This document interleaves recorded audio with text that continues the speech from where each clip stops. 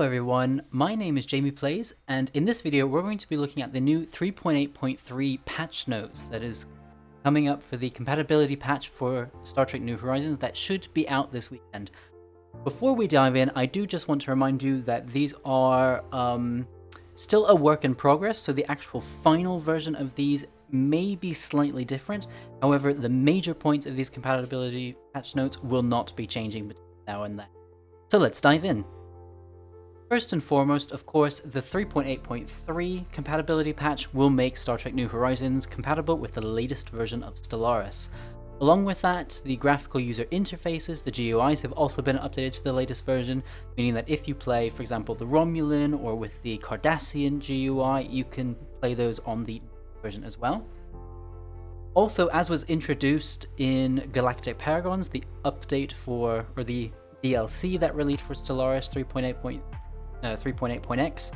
there is now a council system that have been added, and that council system has now been adapted for Star Trek New Horizons based on the existing government types that we already have.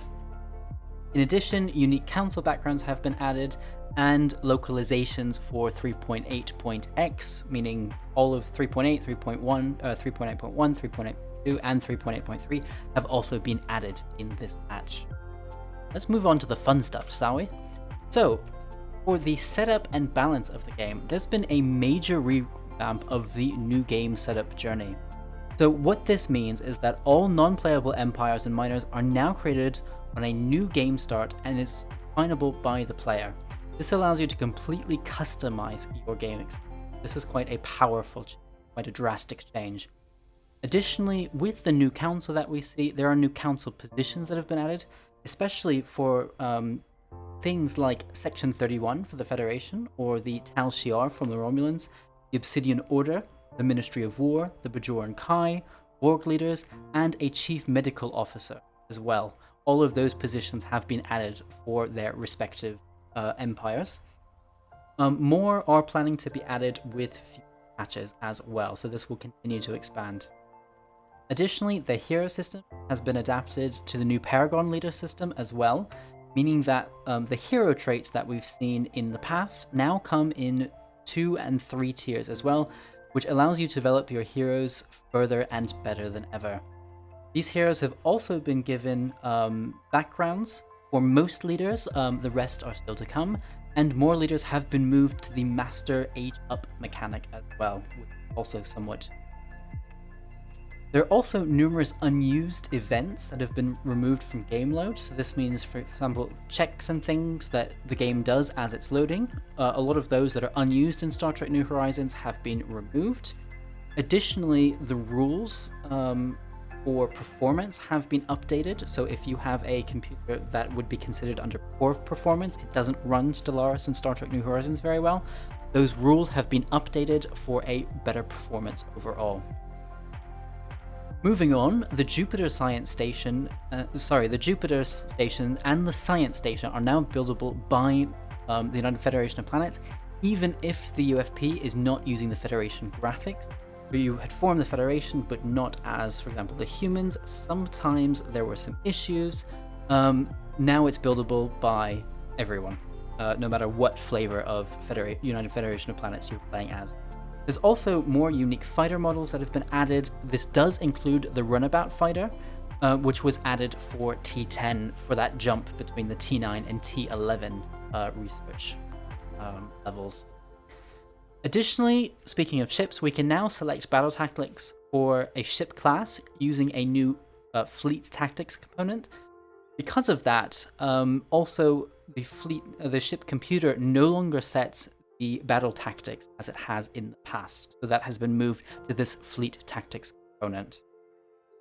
There's also been a basic auto build and ship roll added. This has been defined within Star Trek New Horizons, and from feedback from players of Star Trek New Horizons, pulse phasers and doomsday devices now have firing arcs. More weapons in the future may receive firing arcs. That is still yet to be determined.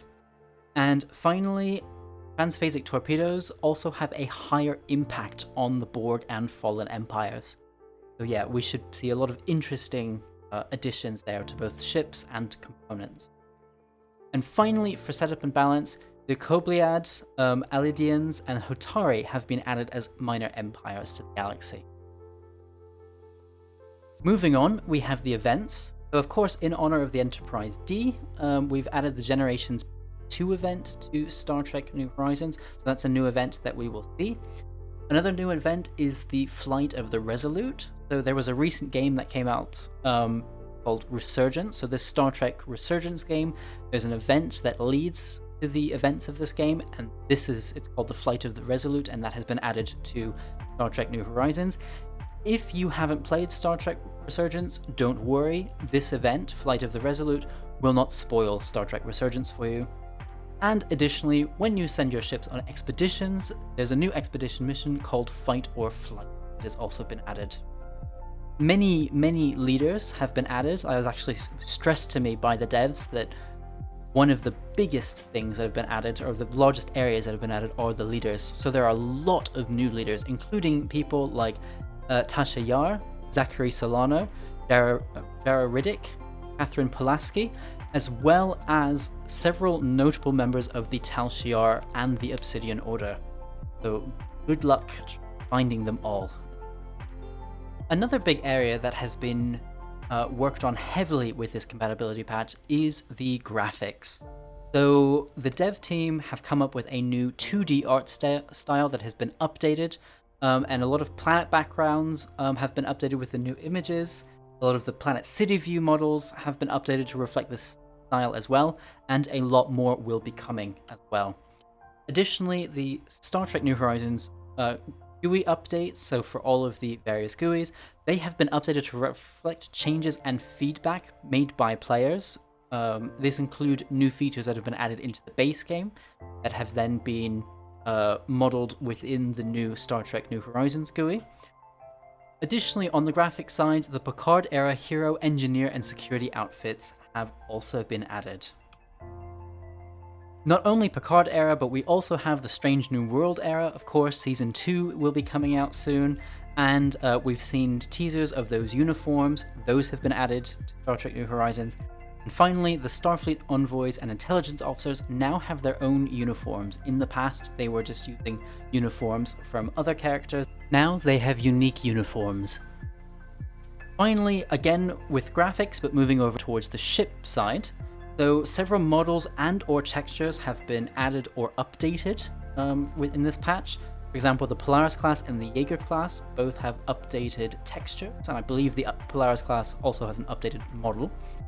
The New Worlds Archer and Hermes class have been added. Finally, the Picard era nacelles have also been added to the Yellowstone class runabout, so that's what we see from Star Trek Picard. And finally, for those of you who love to play the Confederation, various Confederation ship textures has also been added.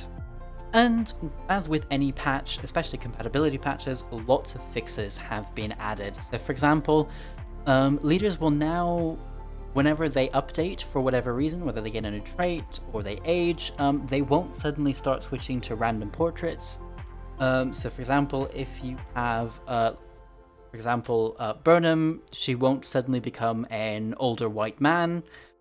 You won't have, for example, William Riker with darker skin complexions, as has also been reported in beta. Additionally, fighter components have been corrected, especially for the Duderstadt and the Obena class fighters.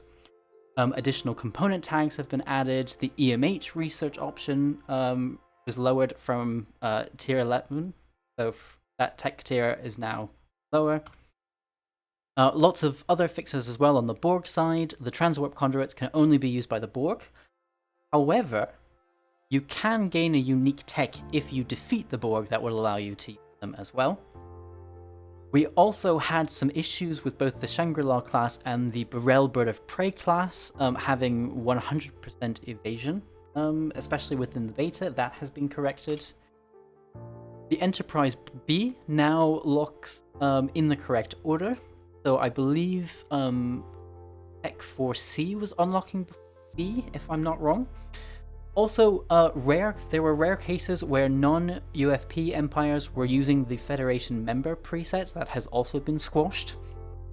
The Tetracell White event, where the Jem'Hadar are dependent on them and it's run out. It's been fixed in the deficit situation, and the Silicoid Commander jobs have now also been fixed for all Silicoid. Further, shuttles classes C and F should now also be available in the correct order, so that means from the Discovery era to the original series era to the motion picture era, because that was sometimes coming out of order. Well, the Confederation can now also build the Daedalus version of the Enterprise era Scout. Furthermore, jumping back to the TNG era, the Bajoran sometimes, when they rebelled, gained random government types. I know I saw one version where they actually became a Romulan Senate. That should no longer happen. They should be much more like we see in the Next Generation. On the Council side, there was a problem where specific agendas were offering extra council positions, but they weren't allowed to be used. That has also been fixed. Leader experience definitions have also been fixed, and the trait progression for heroes have also been fixed as our final bug for this update. I hope you have enjoyed this video, and I really hope that you're also looking forward to this update, which should, as I said, be coming out by this weekend. If you want the latest Star Trek New Horizons news and updates, definitely like and subscribe to my channel, because I will often give you behind the scenes or update videos such as this. You can also go ahead and join the Star Trek New Horizons Discord server. The link to that is in the description below.